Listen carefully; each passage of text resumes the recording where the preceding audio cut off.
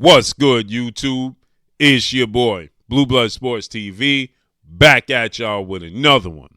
So, yesterday, we had the ring return of former lightweight title contender, now junior welterweight Mexican-American superstar title contender, King Ryan Garcia. Ryan Garcia made his ring return after he had his April 22nd, Las Vegas, Nevada, T-Mobile Arena showdown that took place against three-division undefeated world champion, five-time world champion superstar boxer Gervonta Tank Davis, to which Ryan Garcia was dropped in the second round and then stopped in the seventh round of that fight. With that said, Ryan Garcia finally made his ring return, okay? And he fought against Oscar Duarte, right? This was his ring return and his third fight at 140. But it was a catchweight at 143 because, according to Oscar De La Hoya, Ryan Garcia was asking for this weight class to be moved up because he simply could not make the weight. So he moved up in weight, okay, to a catchweight of 163. Now, his fight with Gervonta Tank Davis was at a catchweight of 136. That was in April. And he complained about that catchweight draining him. But, you know, nonetheless, he made some changes after the Gervonta Tank Davis fight.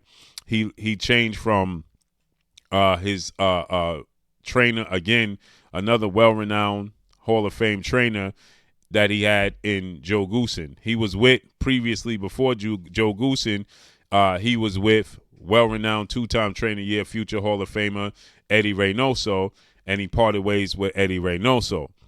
Then he parted ways with Eddie Reynoso to go with Joe Goosen, and after he got knocked out by Gervonta Tank Davis, he parted ways with Joe Goosen, and now he's with two-time well-renowned future Hall of Fame trainer Derrick James. With that said, Joe Goosen didn't even show up to the post-fight press conference for Ryan Garcia and Gervonta Tank Davis.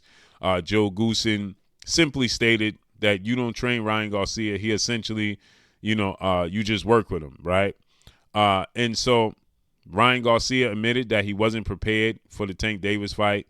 He wasn't committed to the sport of boxing. And so he made some changes, right? Now he took on Oscar Duarte, who came into the fight 26 wins, 1 loss, 1 draw, 21 big wins by way of knockout, and on an 11-fight knockout winning streak. So with that said, everybody wanted to see how he looked with his new trainer, Derrick James, okay? Derrick James have a completely different style than Joe Goosen. Joe Goosen has a completely different style than Eddie Reynoso, right? So everybody was interested and intrigued to see how he fared. How was he going to look? What changes did he make? And this was a guy who was a thumper, a big puncher, and on an 11-fight knockout winning streak. And Ryan Garcia displayed his typical self, right? I didn't see much different in this fight with Ryan Garcia from his previous fight against Javier Fortuna, Emmanuel Tagu, Luke Campbell, Fonseca, those types of fights. He looked the same version of Ryan Garcia. There weren't many changes that you can point to say he looked extremely different in this aspect of his game compared to that. The only fight he looked different was the Gervonta Tank Davis fight. But that had a lot to do with Gervonta Tank Davis. And he was very eager to land on Gervonta Tank Davis. He was very undisciplined, throwing 3-4 straight left hooks that got him dropped in the second round. In the seventh round, throwing a left hook, right hook in close quarters when his punches were smothered, allowed Gervonta Tank Davis to slip underneath, counter him with a left hook to the body, and stop him. Okay? He was undisciplined, very eager, very antsy, unsettled. Maybe it was the moment. Maybe it was Gervonta Tank Davis. But in this fight with Oscar Duarte, he looked like he did against Javier Fortuna, Luke Campbell, and those fighters, right? And a lot of that has to do with, again, they're not Gervonta Tank Davis. They don't possess the boxing ability, the power, the skill set, and the ring IQ and the athletic explosiveness. So he's the common denominator. So with that said, after the fight was over, he stops Oscar Duarte with a right hook, a left hook, that hurt him. Then he finished him off in the 8th round, right?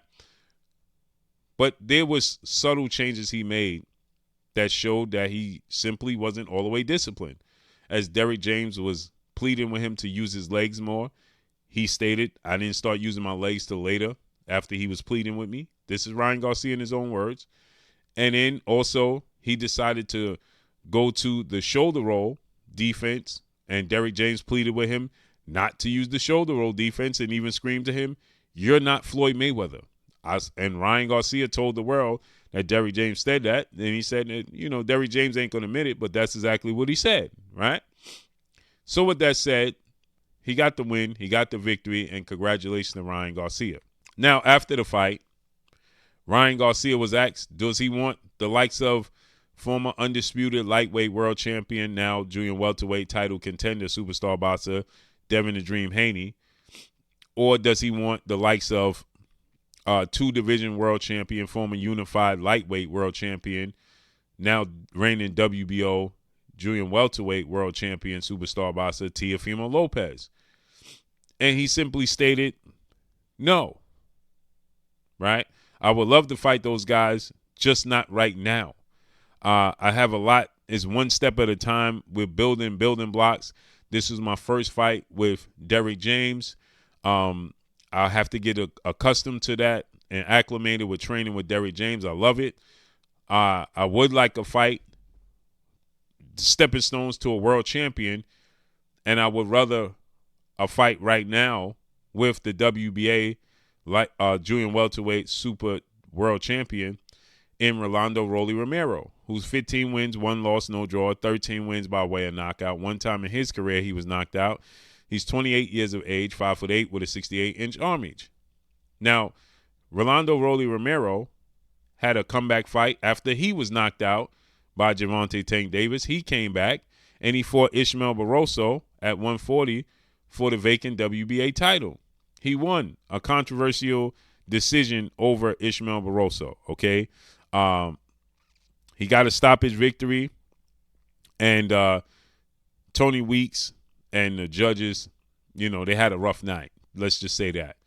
And so Rolando Rolly Romero, Ishmael Barroso, was seen as a guy that seemed to be extremely old, long in the tooth, and was there for Rolly to have a showcase fight, a knockout highlight victory, and become the world champion.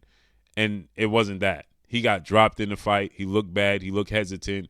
He didn't want to engage. And he hurt Ishmael Barroso, caught him with some clean punches, and then instantly Tony Weeks stopped the fight. And he received the title. And that was a complaint to many people. But he's seen as the weakest link because he's not very skilled. He has power. He's aggressive. He has stamina. He's durable. And he's tough and rugged. But his style is more of a martial arts type of a style. And so he's not very polished. So Ryan Garcia points to Rolando Rolly Romero and says, I want to fight him. And he says, those other guys, we can build these blocks towards those guys after I become a champion, after I fight Rolando Rolly Romero. Because he can still work on things against Rolando Rolly Romero because his style is eerie similar to that of Oscar Duarte, Javier Fortuna, right? Emmanuel Tagle. They're not polished fighters. So their style is tailor-made for what Ryan Garcia does because he's winning these fights off his sheer talent. He has extreme, off-the-charts talent. He has arguably the fastest hand in boxing. Maybe Gary Russell Jr. is the only one that can match him. He has power in both hands. He has great timing. He makes mistakes on defense, and he's just not motivated. That's his problem as far as staying disciplined and committing to the sport of boxing. So he has great talent, but he just has to make it translate.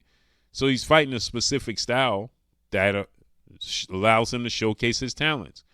If he fights a guy that's a mover and a boxer and athletic and explosive like Teofimo Lopez and Devin Haney, then he can have serious problems and his style can be exposed. Tonight, you saw him make these mistakes, these adjustments, unnecessary adjustments in the fight. But his talent, he was moving around a lot unnecessarily. and not countering, just moving to the point it got the crowd to boo consistently. But off of that movement, he stops and lands a left hook because his hands are so blazing fast and blindly fast that he hurts Oscar Duarte with a punch he didn't see, and then he finished him off in the 8th round. That's just the cream rising to the top. That's not adjustments. That's not skill. That's not fundamentals. That's not going to win you a fight against a Devin Haney or a Shakur Stevenson or a Gervonta Tank Davis or a Teofimo Lopez. That's not. And so he understands that. And kudos to Ryan Garcia for understanding that he has things to work on with Derrick James before he goes into the likes of those types of fights. So let's see how – I'm excited to see the growth of Ryan Garcia and what he does next. So let's see how this unfolds and plays out. But he says Devin Haney and Teofimo Lopez, don't want them next. Looking for Rolly Romero. And that's all I got for y'all. Make sure you hit the like button. Drop a comment in the comment section. Let me know what y'all think. Y'all already know what it is. It's your boy Blue, Blue Blood Sports TV. Hate, like, comment, and subscribe. You haven't subscribed, hit the subscribe button, hit the like button, hit the bell icon to get all the new notifications. Follow me on Instagram at Blue Blood Sports TV, all one word. So all I got for y'all. I'm gone. Peace.